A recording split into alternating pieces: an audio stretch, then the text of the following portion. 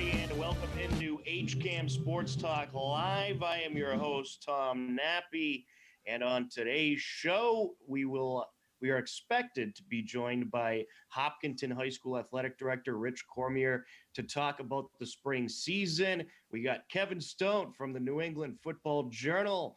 We'll have Jared Keene from the Metro West Daily News, and we'll also later on have Andy Barron from MyFM 101.3. And of course, we have everyone's favorite, Bob Hamilton, with us. Oh, yeah. Thanks, Tom. Everyone's favorite. That's me. And here's Rich Cormier. He joined us, so I don't have to speak very long. Hi, Rich. Hey, Bob. How are you? Good. Rich, how are you? How's everything going? It's good. It's busy, but good. So you made it through winter. You made it through fall 2. Well, you made it through fall 1 as well earlier on. And now we got the spring coming up. How's everything going? How'd the planning go? Are we ready to rock next week? Well, we started. We're underway right now. So our first day of tryouts was Monday. So we have over 500 student athletes participating, which is awesome. If you think of, just a year ago, right, where we were a year ago. So it's just great to have so many kids participating. There's obviously some unusual additions to the spring season with, for us, wrestling and cheer being competed this particular season. We're still waiting on the modifications with wrestling, but we have started our practices.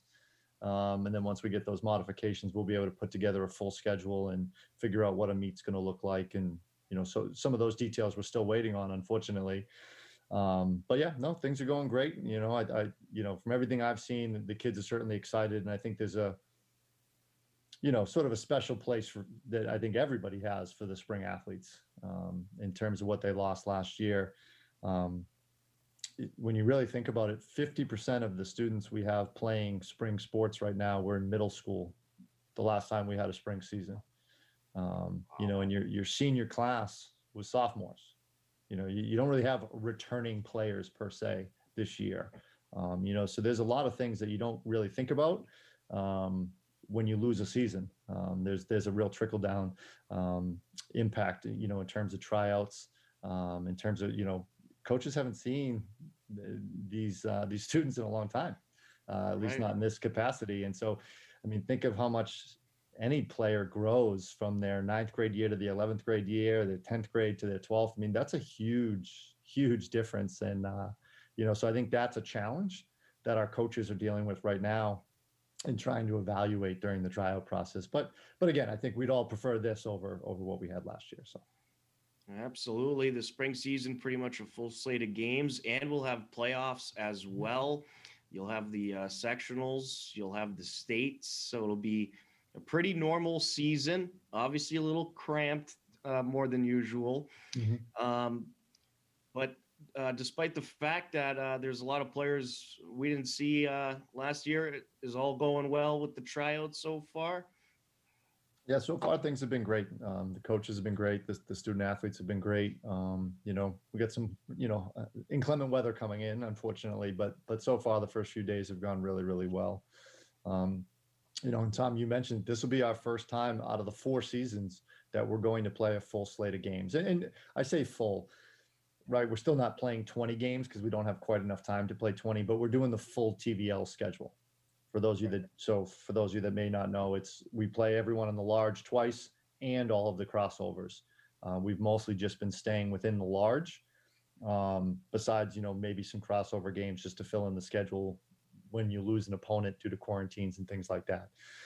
And then in the fall, obviously, we just did pods, totally based on geography. So this is really the first time we're kind of back to that sense of a normal TVL schedule.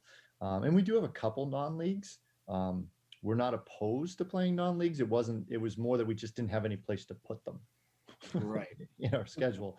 The MIAA only allows you to play 3 games a week unless you have to reschedule due to weather. So we already had Monday, Wednesday, Friday almost every week. And so as a result, we really didn't have much room to add, besides a couple things here and there. Oh, yeah. Looking at that spring schedule, this is going to be the busiest season yet, no doubt. And we want to encourage people watching on our YouTube page to feel free to send in their questions for the Hopkinton High School Athletic Director, Rich Cormier. We also have Kevin Stone, Jared Keene. They may jump in with a question as well. Yeah. Sorry, Tom. Yeah, I have two real yeah, quick. Go ahead. Rich, how you doing? Good to see you. Good to see you, Kevin.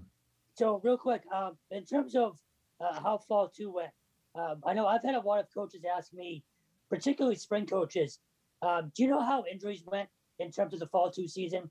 You know, were they higher, or do you guys just not really know that, or not know off the top of your head? And secondly, in terms of wrestling, what is that going to look like this year? And are we actually having outdoor matches? So your first question is a great question, Kevin. And I'll be honest, I was concerned about the number of injuries we might have, particularly in football, given the long layoff. I know the kids found ways to work out, but certainly most people couldn't use their school's weight room. So there wasn't those organized weightlifting sessions that you typically have. So I was really worried about that.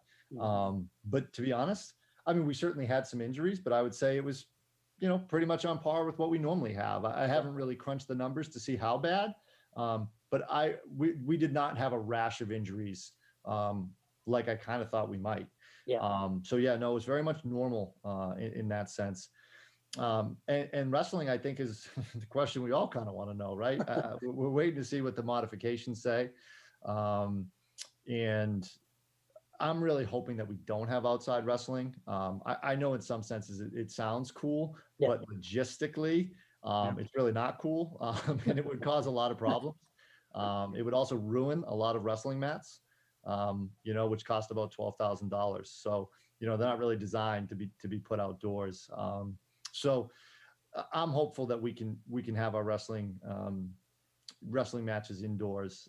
For us, I know you guys are familiar with this. We typically use the Doyle gym at our middle school. So we'll host our home matches in the high school so that we have more space and can accommodate spectators. So that'll be a change that we make. But I'm really hoping that we're able to do it indoors. But we'll see. I believe we're going to find out. I believe this Friday, the board of directors will be giving their final ruling.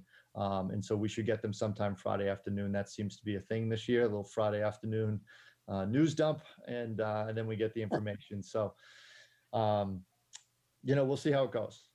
But my expectation is that we would be able to wrestle indoors. I think there'll be certain parameters put in place in terms of spacing, capacity, maybe asking us to keep the doors open for more ventilation, things like that. I'm sure we'll have to space out the benches like we've done in every other sport. But I'm really hoping for the most part, the matches can be, pretty similar to what they would normally be. Well, you can always go with the WWE ring type of thing. So a question that I think a lot of people want to know, will there be fan restrictions during the spring season? So for most places, I think the answer is no. I think individual districts will make decisions based on trends in their own communities and the comfort level that their Board of Health has, the comfort level that their district administration has. But I think you saw a little bit of the loosening of that towards the end of fall two.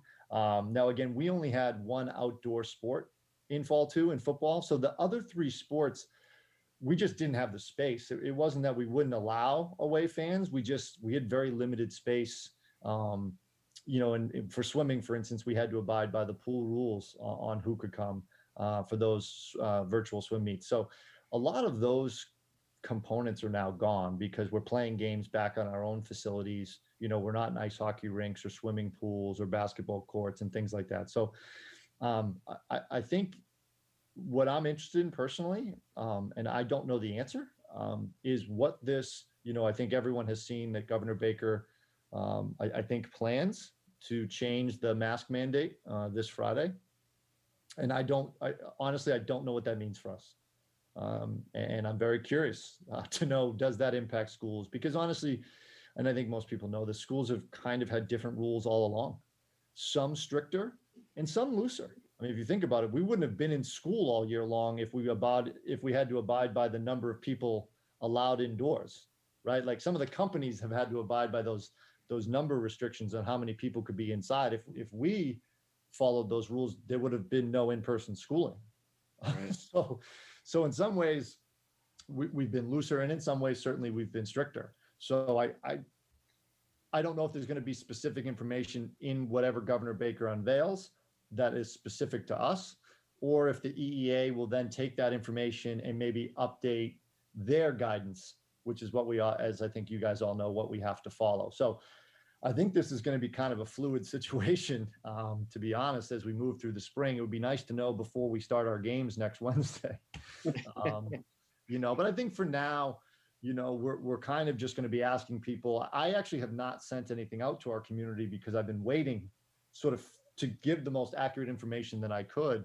But I think in the meantime, we're just going to be asking people to just continue to do those same things. Be mindful of social distancing.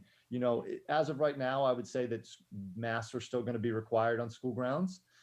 Again, I don't know that for certain, but I think that's kind of what most schools, they're going to err on the side of caution. Well, I'm sure most of the athletes are hoping that the mask mandate won't be in effect for them, because I can't imagine what it's like sprinting in one of those things. I've said to many student athletes, I don't know how they're doing it. I really don't. And, most of them do it without any complaining. They're so used to it now. They just kind of do it. And it's very impressive. I don't think the kids get enough credit, honestly, for playing in masks, because it is really, really challenging. And I don't know if there'll be any changes there, as you just mentioned, Tom, with the outdoor sports. I think for cheer and wrestling, I think those are indoor sports, and certainly they're also considered high risk sports. So I would imagine masks will still be in play for those two sports. Right. But outdoors, I don't know. Why is the left fielder wearing a mask? Yeah, exactly. I don't know, but we're just, like I said, we're just kind of doing what we're supposed to do to make sure that we can continue to play. And I still think if you ask students if their option was to play with a mask or not play at all, they'd still take the play with a mask. So as hard as it is and as impressive as it's been that they've done it for this long and throughout the year, I think we're almost there. One thing that you have to consider with schools is, or two things I would say is, for those people that are making these decisions, is you see across the state and really across the country, the numbers of cases of COVID are in our age bracket, right? Or are in the high school kids. So that may factor into the decision. And then the other piece is many schools, like ourselves, we came back full time on Monday. And so I don't think people want to jeopardize the fact that we are back in school full time, with all of our students on a daily basis. So I think those kind of factors, are going to weigh on the decision whether or not they're going to ease up on the mask mandate on school grounds. But we'll see. Honestly, I'm very curious to see what happens on Friday and what it means for us, because, we're getting used to changing on a dime. We've done it all year long, but certainly this would be big. So and probably an easier switch. I mean, if I went out on the field today and told the kids they didn't have to wear their mask anymore, I'm pretty sure it would go over just fine. So, it's more just to see that what I worry about, honestly, is that it could be harder to enforce. Right. Right. If in certain places you don't need to wear a mask, but then we're telling you do need to wear a mask, it's going to become challenging. It's already been challenging, to be honest. So, we'll see how it goes. Yeah. Rich, How you doing? oh, sorry, Tom. Jared. Oh, Go no. ahead, Jared. How's it going, Rich? How are you? Not too bad, man.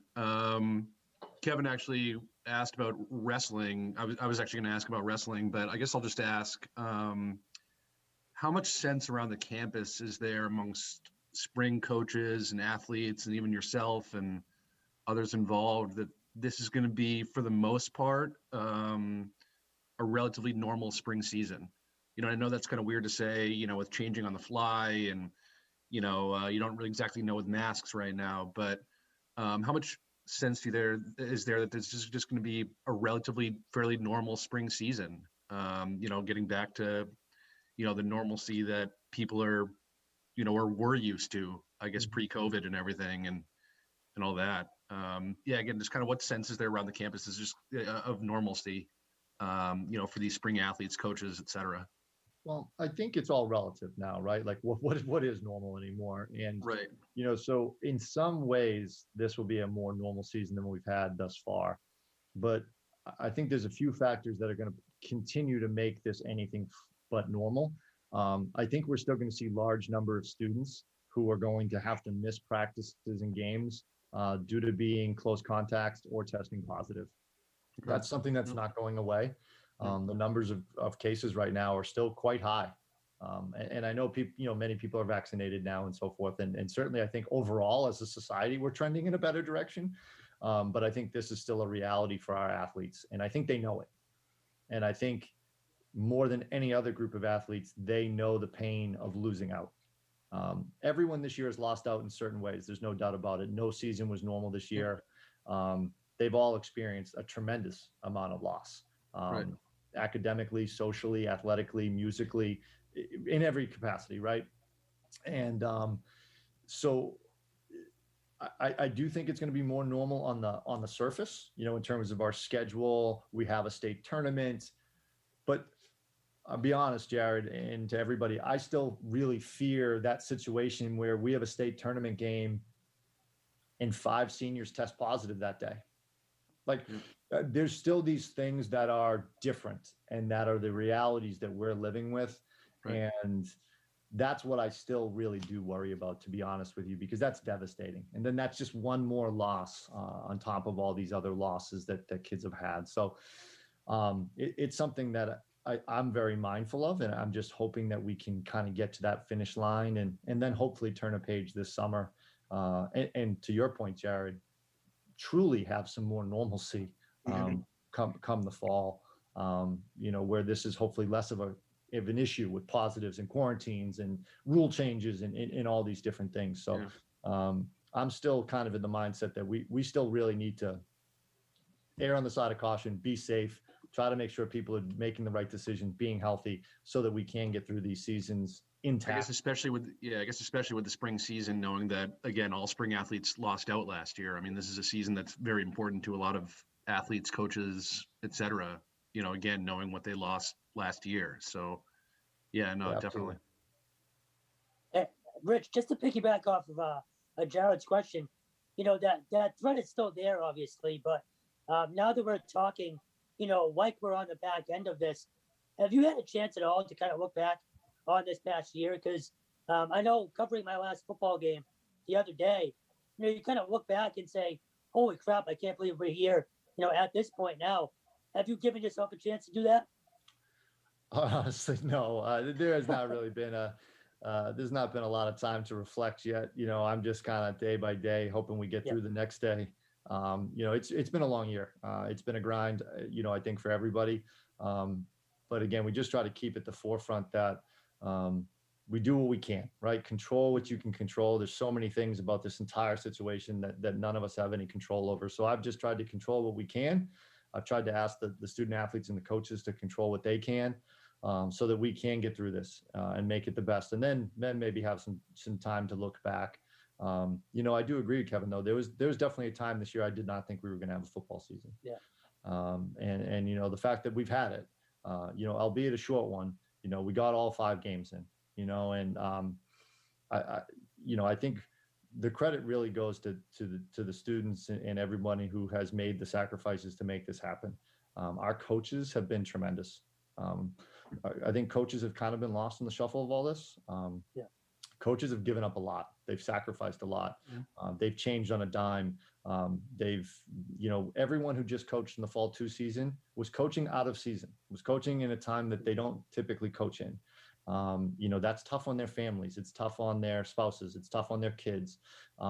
They're risking their own health. So I truly believe our coaches have just been amazing. Honestly, going back to last spring, when this shutdown first happened, I was new here. I didn't really get to know our spring coaches last year. You were fresh off the Triple E incident. Yeah. And I have to say, our spring coaches last year were unbelievable. The way they pivoted and handled it and engaged their teams through Zoom workouts and, just all sorts of different ways of keeping them engaged as a team to give them a positive experience. And that has just continued with each season and with each challenge. I think it's to the point where a coach sees me calling them, they're like, oh, this guy again. And, it's tough. It is tough to be canceling games. the day of games. It's hard enough to cancel a game, and we're obviously going to face weather issues this spring too, right? Which is the normal part of the spring. But you really hate canceling a game even more now. So there's just a lot of challenges that we still have to get through, and then at some point, hopefully, we can look back and feel good about what we were able to accomplish this year. And not everyone's going to be happy. Obviously, there's a lot of rules that don't necessarily make sense. At the end of the day, the athletic directors, we don't really make the rules. We're just tasked with enforcing them and trying to make sure that we don't get shut down, to be honest with you.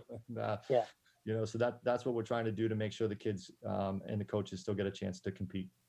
Have you, Rich, have you been given time now to kind of really be able to kind of get to know some of your spring coaches or some of your spring athletes and kind of develop a bit more of a relationship with them now?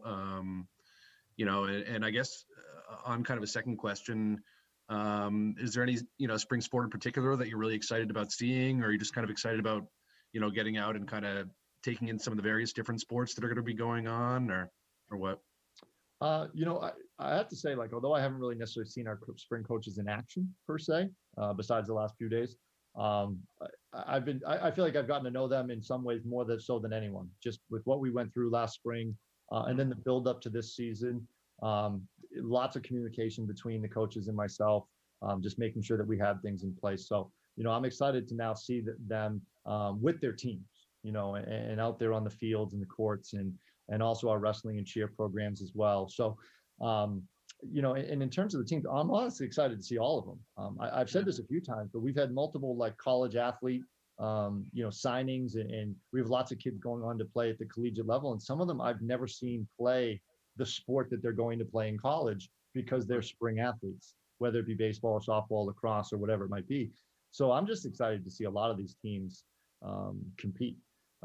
Because I do know quite a few of the students through other sports. So now getting to see them in a different activity will be kind of cool as well. So honestly, just the process of getting to know everyone has just slowed down, right? Usually by the end of your second year, at least for me, I would feel like I have really strong relationships with a lot of people. But, with the mask wearing and with the limitations and with students in every other day and, all the things that we've all dealt with, it's certainly been a challenge to develop relationships that you would normally be able to develop. I was curious, and I'm guessing the answer is no, but will there be any rule changes with the spring sports?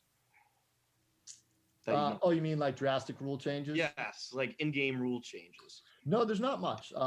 There really isn't. There's a couple little tweaks with lacrosse.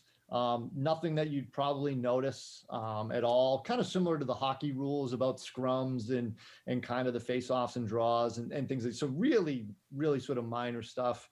We don't know yet with wrestling. Cheer certainly still has some restrictions compared to what they're normally able to do.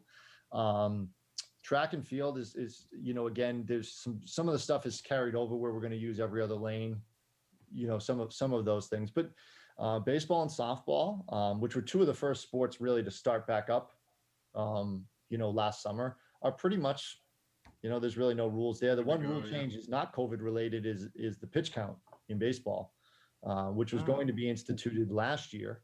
Of course, we didn't have the season. So that's a new rule change through the NFHS. That's not a COVID related rule. And I think you're going to see that, though, be very important with everyone playing 3+ games a week. Right.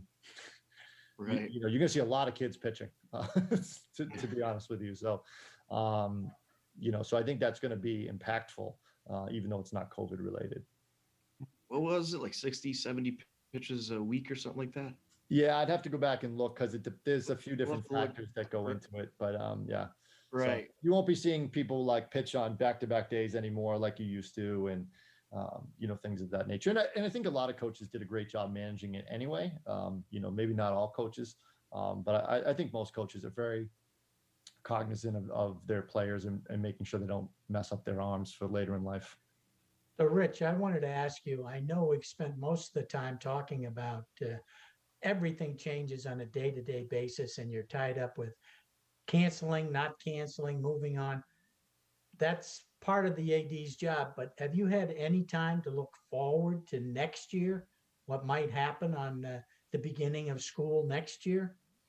So what we're doing, it's a great question. So what we're doing right now, honestly, is we're moving forward, making our schedule as if we're going to have a quote unquote normal year. And next year there's going to be significant changes, right? We're moving to the statewide tournament.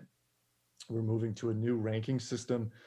So we are very much looking ahead as well, to your question, Bob, as a league and as a school. It's kind of funny. We were in the middle of football season, and I was also talking about setting up, hey, this team's looking for a week 4 game next year. So we are very much in the process of putting in place our schedule for next year, trying to find non-league games for next year. So yeah, we're kind of plugging right along like we normally would. We're a little bit behind.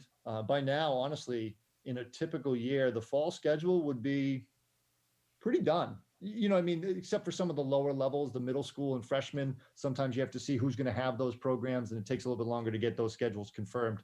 But, our varsity schedules would be done by now for the fall.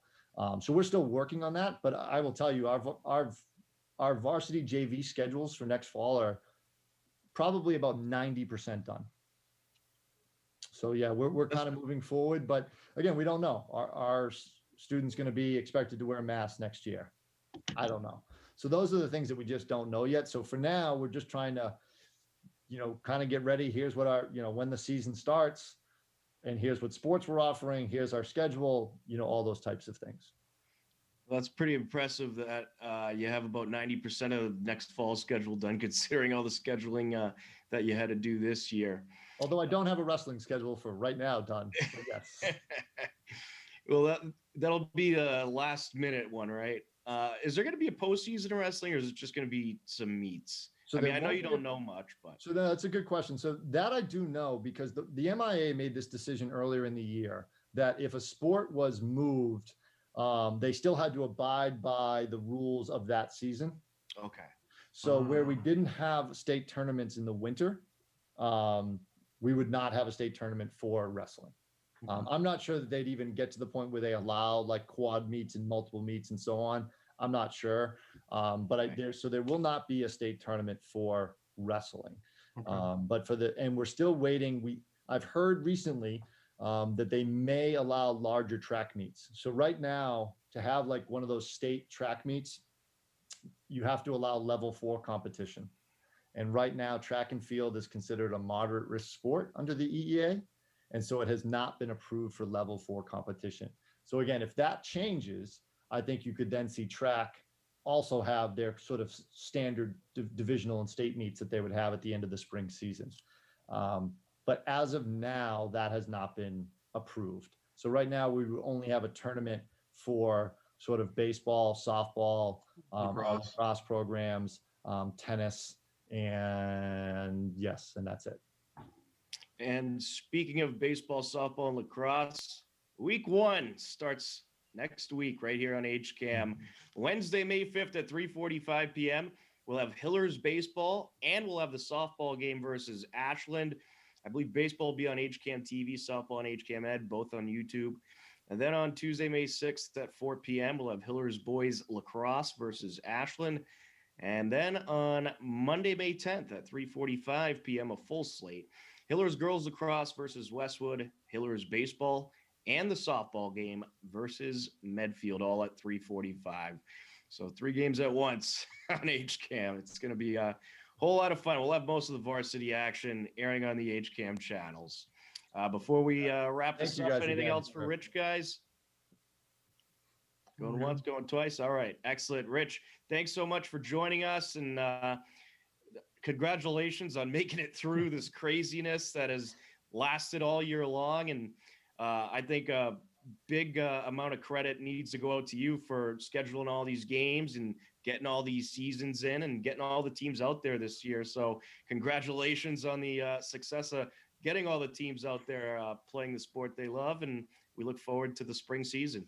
No, I appreciate it. And thank you guys so much again for all your coverage this year. It's been amazing, and it's awesome to see how many things you're going to be able to do this spring. So thank you again. I really appreciate it. All right. We'll be talking again soon, I'm sure. All right, take it easy, guys. All right. Thanks a lot, Rich. Well, there you have it. The Hopkinton High School Athletic Director, Rich Cormier. What a job he has done all year long, getting all the teams out there. And there's been some game changes here and there, but at least for Hopkinton, they played a whole lot of games as much as they possibly can.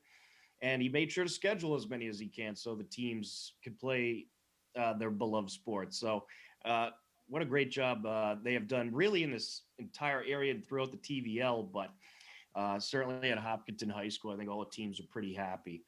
Tom, that was a pretty wild last football game, eh? The one against Norwood. Oh, yeah. So many points, big plays, everything. Like first quarter, there was already like 4 touchdowns, It wasn't as wild as the Medfield game, but it was pretty wild. Yeah. It was really wild.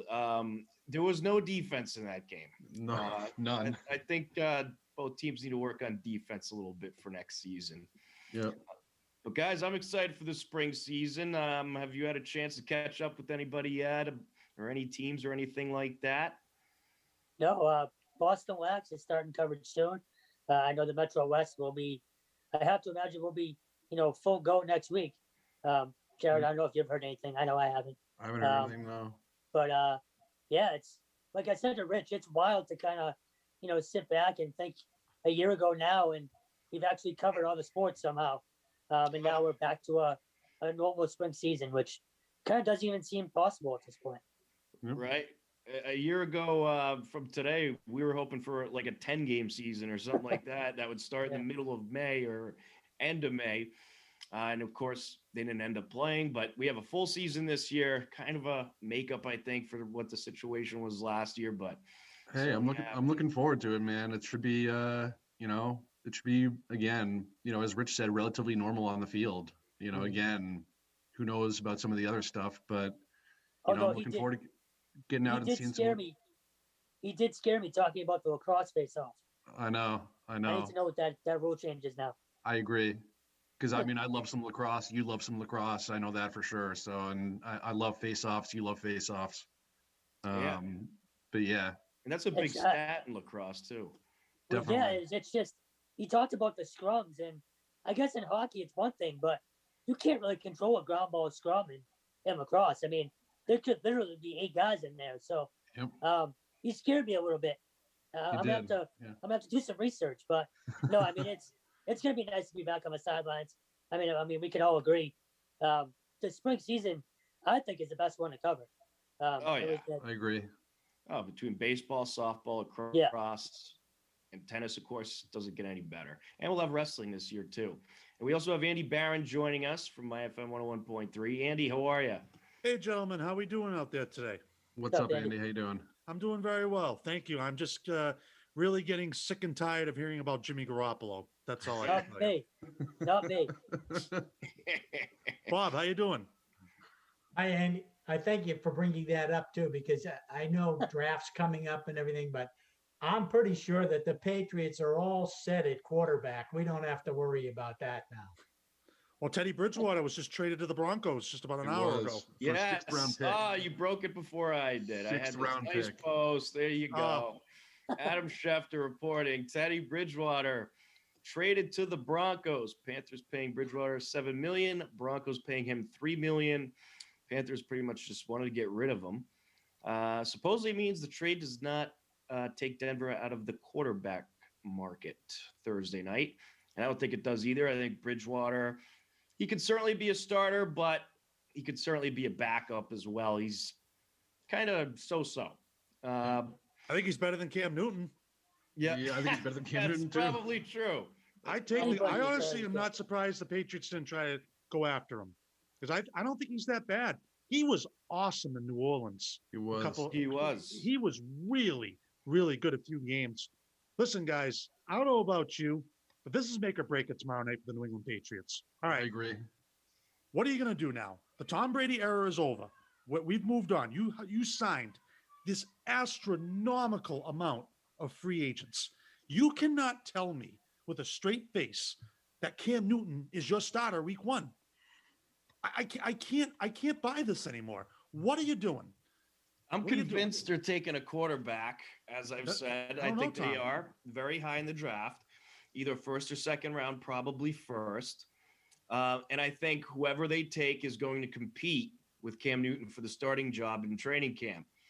And if Cam underperforms, it'll belong to the rookie.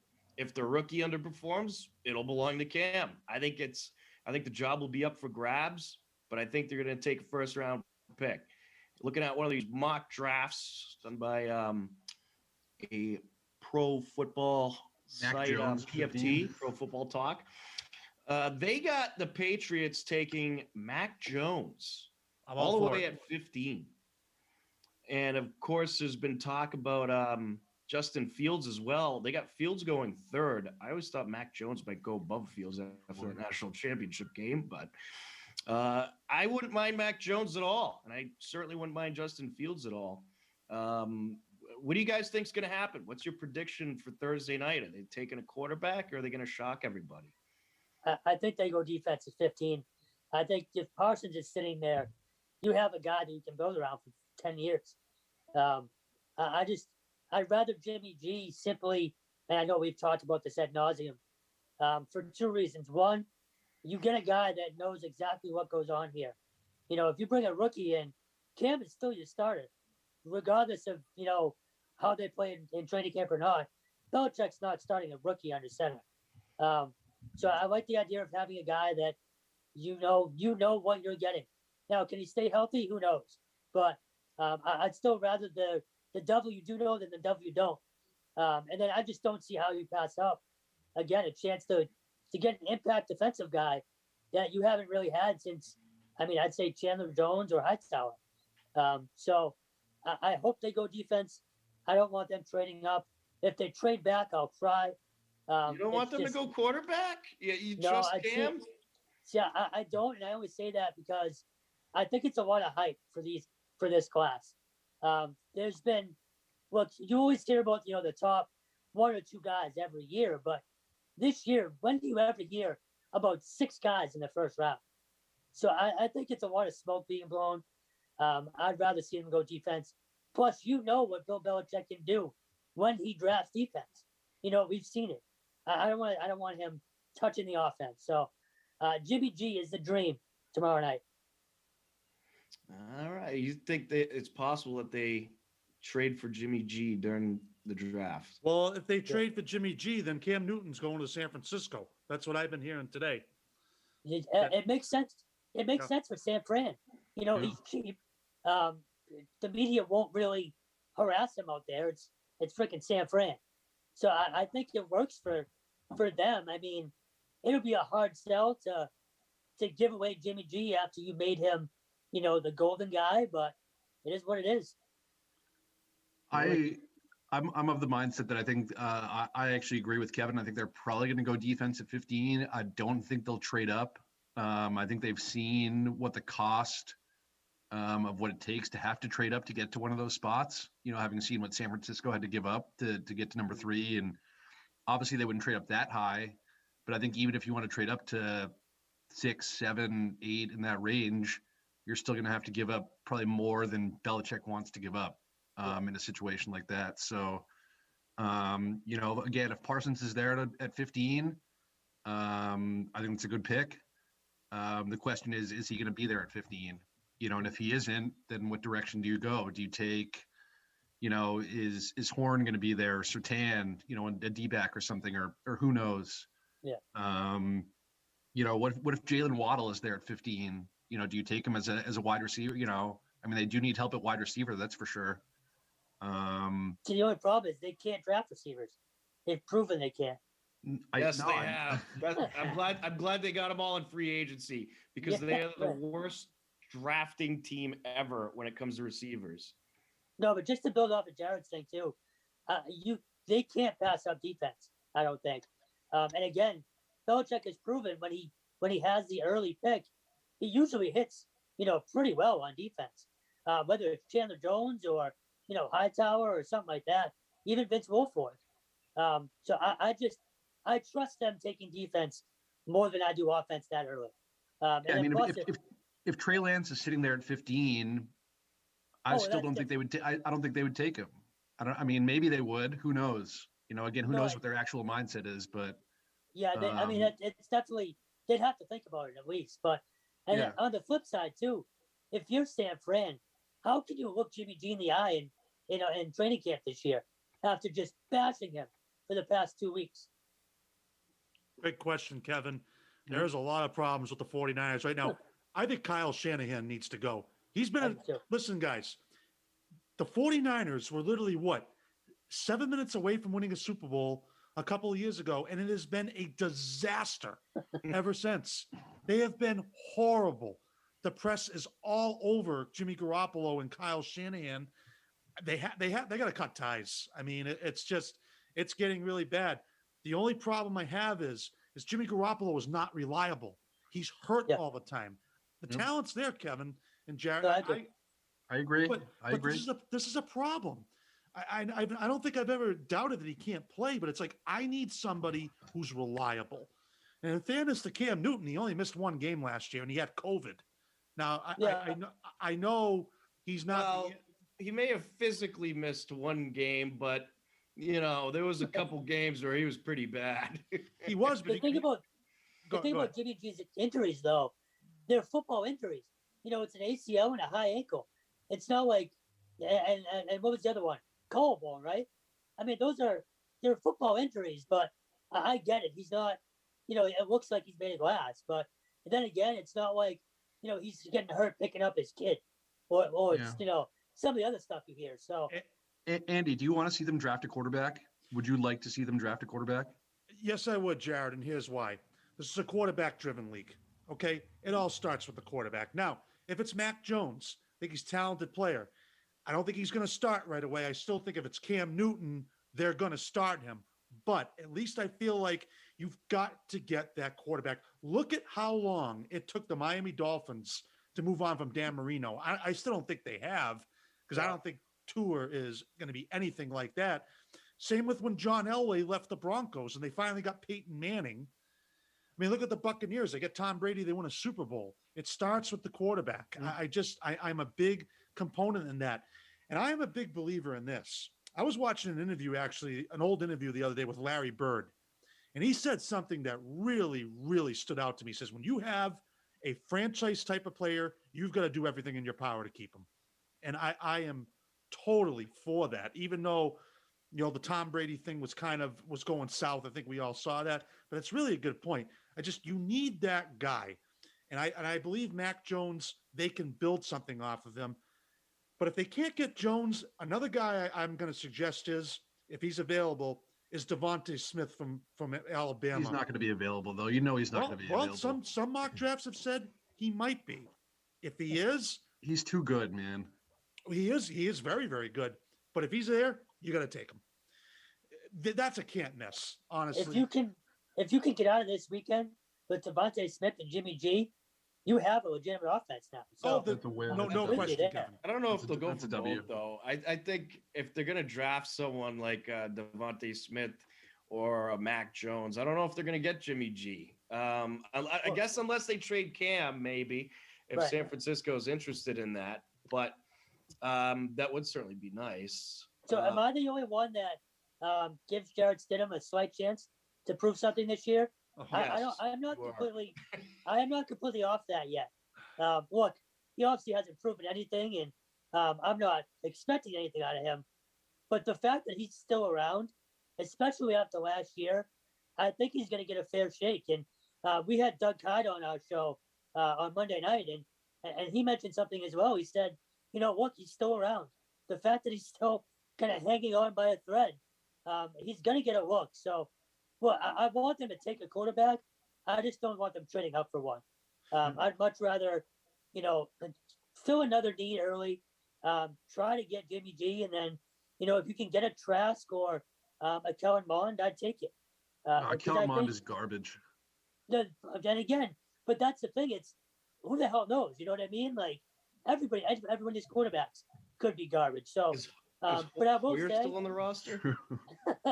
I will say though, this has to be the most interesting or entertaining draft from a Patriots fan perspective, at least in my lifetime. I think since Bledsoe was drafted in '93, I can't remember another draft that has been because Tom Brady was a 6th rounder. We Right. didn't really even know about that. But that's a great point, Kevin.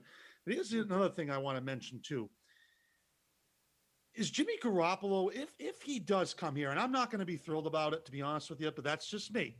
But if he comes back here, what's it going to be like for him, really? Because honestly, I'm still not quite over how he kind of handled himself after that injury against the Dolphins. When he sat out that game against Buffalo, where I think he could have played, but he didn't because he felt like he was going to be traded. And then Jacoby Brissett won me over playing with a broken thumb pretty much. I questioned his toughness a little bit. And that still irks with me. Look, no one's going to. If you look at what he did in San Francisco, he tried to play too soon and got re-hurt.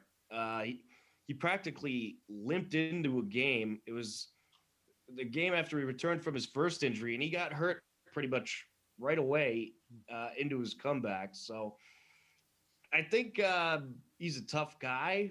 I don't think he's a very bright guy when it comes to knowing when you should play and not. And I think that's one of the big reasons why San Francisco had a problem with him, because from what I heard, they didn't think he was ready to play, but he kept saying, I'm ready to go. I'm ready to go. So they let him play, and he got re-hurt. Yeah. So I don't know what to expect. It's a good point. Look, anything can really happen tomorrow night. I mean, throughout this whole draft, I just want to see that the Patriots have some sort of a plan going forward. That's what I want to see. Yeah, and I think we all want to see it here. And here's another thing that kind of it ties in. But now the NFL schedule is set to come out May 12th. Now, I have heard this, and I don't know what you guys think about it, but I want to mention it. I have heard that the rumor is Patriots Buccaneers Thanksgiving night in Foxborough. That's what I'm hearing. Yeah, I've heard it, and I don't buy it, only because I don't think the NFL screws Brady with a short week going into July. That would not be a good idea. I mean, I'm not an NFL ratings expert, but I can't imagine the game on Thanksgiving night is ranked higher than any other Sunday night football game. No, I think it actually does terribly ratings wise. Yeah. Which is weird, but it's not. Like, I don't know if that makes sense, but in terms of just the play on the field, I don't know if they could give Brady a short week before he plays. You can't do that before a Pats Bucks game, Belichick Brady match. Well, no, this has got to be a fair fight. No, if they want to make that a Monday night, then I could absolutely see that. Right. I had just that's what I had heard. I mean, again, I'd heard that as well. But I just think I hope they don't make it a Monday night though. Yeah, you know what? I think a 4:25. How about this? The network who airs the Monday night 4:25 on Thanksgiving? No, 4:25 on Halloween. Oh man. Yeah. October 31st is on a Sunday. This year. All the kids are out trick or treating. They won't be able to watch. Let me tell you something. No, regardless where they put this game, it's going to be the most watched NFL game of all time. I think it's going to beat Super Bowl ratings. And add Jimmy G to that as well. Imagine those ratings. Yeah. Well, if Kraft has to say, it'll be a 4:25 CBS game. Yeah, he's got a lot to say. Absolutely. I don't want it on Sunday. I don't like the Sunday night games. I'm a wonder if it's not going to be on at 1. I'm a 4:00 guy. I mean, I even like having a Saturday afternoon game or a night game, but the Thanksgiving thing, the only thing I can think of is that everyone's home. They would watch it. But you're right. The short week and everything, it probably won't happen, but that was the rumor I was hearing. No, yeah, So, I heard that as well. Guys, I have a question. So getting back to the draft just for a second, let's go around here. If the Patriots, assuming the Patriots do stay at 15, and I think I know what Andy's going to say, and I think I know what Kevin's going to say, but assuming the Patriots do stay at 15, what is your most ideal pick in that situation of somebody that is gonna immediately help the team the most? For me, I think it's Parsons. I might lean towards one of the D-backs or something like Horn or Surtain or something, but I think for me it's probably Parsons. From everything I think if Fields is there, I'm not opposed to taking him at all because I like Fields. I think of the QBs, I think Fields could end up being the second best QB in this draft. But yeah, what do you guys? I think who's so your guys' too. ideal pick at 15? I would take Fields for sure. if he's there. I'd also take Mac Jones. I'd be happy with that. I think he's a pretty good talent. I think he has potential, but Fields or Jones, definitely. And I think, those might be the only quarterbacks around there, around the 15th spot. But I think as much as I like a good defensive player, I really think they should draft high for a quarterback. And I think they're going to take one in the first round. I really do. Obviously, we can never be certain with Belichick, but I'm leaning quarterback, Mac Jones, Justin Fields. I'll take them all day. Okay. Leading quarterback too. I just think it just starts with the quarterback. They need to at least try to make an Who effort. specifically, though? I mean, Andy, you talking Jones, any of them, just whoever's there? Jones, I'd take Fields, and if they were not available, I would. And if this guy's available, I'm taking Devontae Smith because you need to score points, guys. Yep. They need to score points. Their offense was disgraceful down the stretch. I would also be happy with Jalen Waddle. I don't think Smith is going to be there, but I think Waddle could come in and do some damage. Yep, I agree. See, I would take Parsons. We talked about it. I mean, I think the defensive holes are huge. But the other thing about receiver is, a guy like Rondell Moore, who is, he's going to drop. If you go get someone like him, I think you're like a 4-5.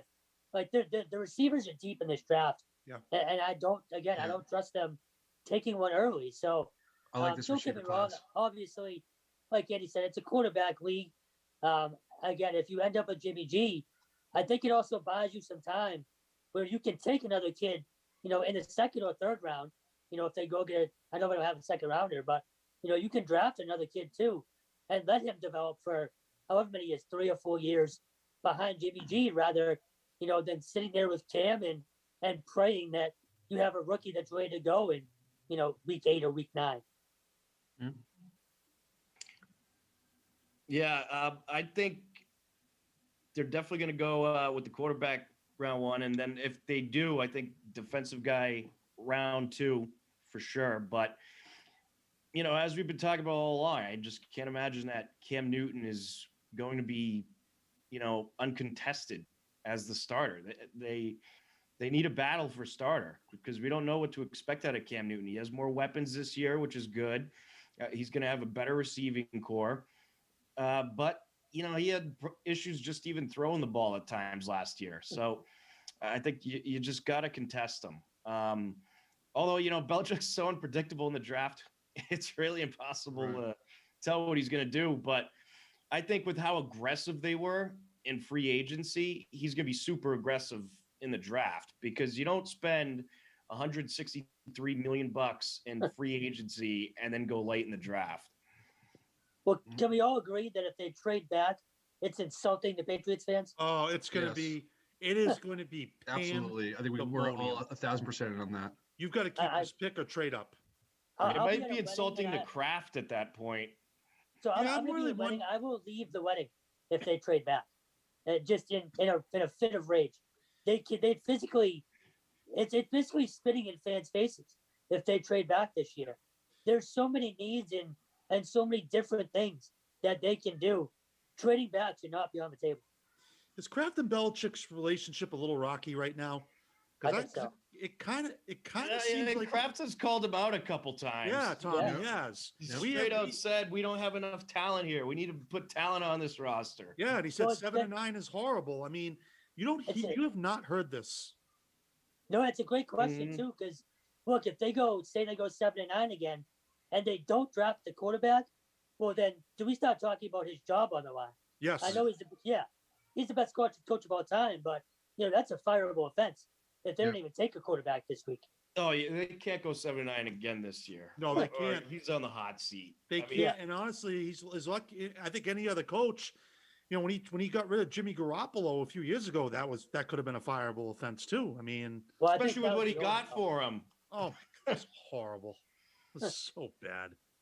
I mean, it might work out to not be actually bad if Jimmy Garoppolo can't get healthy, but they should have got a lot more for him. They could have got at least the second-round pick out of that. It was worse than the Sagan and Louis Oakson deal. That's how bad it was. That was bad. That was bad. Pretty awful. Pretty awful. So it's going to be a regular kind of draft tomorrow. I'm going to miss the kind of draft they did last year. I thought that was really cool, but that's just me. I thought it was neat how they had cameras in all the guys' houses, but looking forward to seeing a little bit of normalcy as well. So it'll be a regular style draft, limited people, but it should be a highly entertaining draft. And I don't think there's any doubt that the Patriots are going to go nuts in this draft. Do you think there's any doubt that the Jaguars take Trevor Lawrence with the first pick? Oh, No, that's that's already locked in. That's already all- locked in. Already Nothing locked in. screams Urban Meyer more than that kid. And Pro Football Talk says Jets take Zach Wilson with the second pick. Yeah, that's pretty much locked in as well, I think. Yep, I agree. So the other kind of monkey wrench. What if San Fran does take Kyle Pitts? Then that's pure chaos after that. That would be pretty wild. Tight end, third pick. That'd be But risky. imagine The having guy's an Jordan animal, Fields though. He's so and good. Kyle Pitts on the field. Well, then that means they're keeping Garoppolo. True. Yeah, so then Definitely, the Patriots yeah. definitely draft the quarterback. There was also a story that came out this week too that I thought was interesting, that the Patriots were going to make a run at Deshaun Watson, but then Yeah, I saw that. that yeah, all, until the 22 stuff woman started came coming out yeah. about Yeah. him. I was gonna say Robert Kraft saw that and Oh, yeah. immediately called Belichick. Yeah. Yeah. No, but they were going to seriously make a run at him, Yeah. but not no. Well, His career might be over. before all the scandals happened, we wanted them to make a run at Deshaun Watson. Well, but- absolutely, it's a great talent, but his career might be over, guys. He's in big trouble. I He mean, Oh, is. yeah. and the He is. Texans are a disaster. I mean, Yeah. and we still can't beat the Texans, and they're horrible. I mean, we And they play them don't again even- this year too.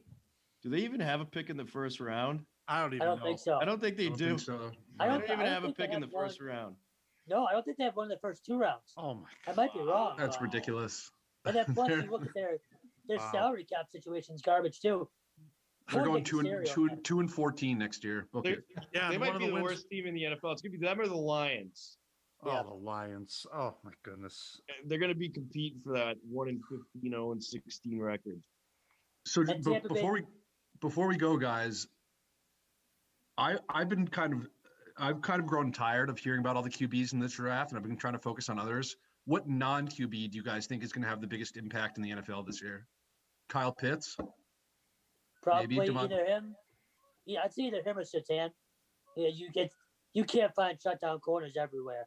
Right. You know, I'll go defensive. I think Mika Parsons could have a big impact. Also, if you're looking at tackles, the guy who's projected to be taken by Atlanta, Panay Sewell, yeah. Sewell, he's pretty good. He's supposed to be pretty good, yeah. And of course, Jamar Chase, wide receiver. I think I could really have a like big Jamar impact. Chase. I think Jamar Chase is going to do some work this year. I'm really high on him. Whoever drafts him is gonna get an absolute animal. For me, I think it's either Pitts or Chase, but we'll see. Should be interesting. It's going to be a lot of fun. Football is back. Well, at least the draft is. But I think the draft's still going to probably get higher ratings than pretty much any baseball game right now. So. Oh, I Or don't the think NBA. there's any doubt about it. No doubt about it. And good to see too that some of the restrictions are starting to be lifted. Sports venues can now go up to 25% come May 10th. Yes. So that's good. And we The do. que- Go ahead, real All quick. right, just real We're quick. gonna wrap it up. I guess the question I just have is, by August 1st, everything back to normal. Does that mean sports venues too, or is it just? Yeah, know? I think sports venues too. And we'll talk about that more in the next show. Thanks everyone for watching. Big thank you to Hopkinton High School Athletic Director Rich Cormier. Take care, be well, we'll talk to you again soon. Have a good day, everybody. See you next Wednesday at 3 p.m.